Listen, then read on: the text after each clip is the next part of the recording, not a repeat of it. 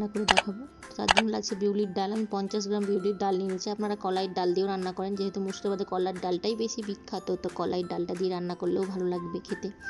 তো আমি ডালটাকে ভালো করে ধুয়ে নিয়েছি 2-3 বার। ধোয়ার পর আমি এটাতে জল দেব পরিমাণ মতো, হাফ টিস্পুন হলুদ গুঁড়ো আর একটু লবণ দিয়ে আমি সেদ্ধ করতে দিয়ে দেবো। বেশি সেদ্ধ করবো না, কারণ ওভার কুক হয়ে গেলে ডাল খেতে মোটেও ভালো লাগবে না। তাই আমি 3টে সিটি দিয়েই নামিয়ে নিয়েছি। এটা হলো তার কনসিস্টেন্সি, দেখে নিন যথেষ্ট। এবার আমি তরকাটা লাগিয়ে দিই। তরকা লাগানোর জন্য আমি গ্যাসে অন করে দিয়েছি, কড়াই বসিয়ে দিয়েছি। কড়াইয়ে আমি তেল দিয়ে দিলাম 1 টেবিল স্পুন। তেল দেওয়ার পর আমি এতে কোচানো পেঁয়াজ, রসুন আর লঙ্কা দিয়ে দেবো, একটা কাঁচা লঙ্কা।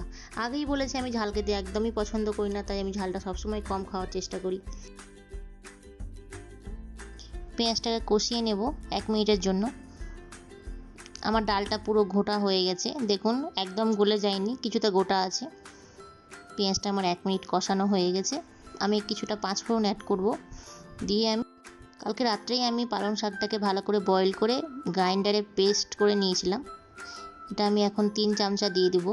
ডাল অনুযায়ী দিতে হবে এটা, তো আমি 3 চামচা দিলেই এনাফ। তো পেঁয়াজটা কষানোর পর আমি 3 চামচা দিয়ে ভালো করে কষিয়ে নেব শাকটাকে। পালং শাকটা কষানো হয়ে গেলে একটু কষিয়ে নিয়ে 1 মিনিট কষানোর পরে আমি কিছুটা জিরে গুঁড়ো দেব। জিরে গুঁড়ো দেওয়ার পর এটাকে আমি ভালোভাবে 5 মিনিট কষিয়ে নেব। 5 মিনিট কষানোর পর আমি শাকটাকে ডালে অ্যাড করে মিক্স করে নেব। ভালো করে মিক্স করে ডালটাকে আরেকবার একটু ভালো করে গরম করে নেব। একটু ভালো করে মিক্স করার পর গরম করে নিয়ে আমি এটাতে বয়েলড ওয়াটার অ্যাড করব। এটা খুব পাতলা ডাল হবে না, একটু গাঢ় গাঢ়ই হবে। গাঢ় হলে খেতে টেস্ট লাগবে। এটা খুব ইজিভাবে হয়ে যায়, খুব তাড়াতাড়ি বানানো যায় বাড়িতে, যে কোনো সময় আপনি এটা বানাতে পারেন। এটা খুব হেলদি আর টেস্টিও হয়। তো এটা আমি এবার 15 মিনিটের জন্য ভালোভাবে জাল দেব। কথাতেই আছে, দেব যত জাল ভালো হবে ডাল। তো এটা আমাদের মুর্শিদাবাদের খুব বিখ্যাত রান্না। 15 মিনিট পর ডালটা আমার হয়ে গেছে। এবার এটাকে আমি ঢেলে নেব। ব্যাস, আমার ডাল রেডি। তো অবশ্যই আমার চ্যানেলটিকে সাবস্ক্রাইব করবেন, আর লাইক করবেন, শেয়ার করবেন, আর কমেন্টে জানাবেন কেমন লাগলো রান্নাটা।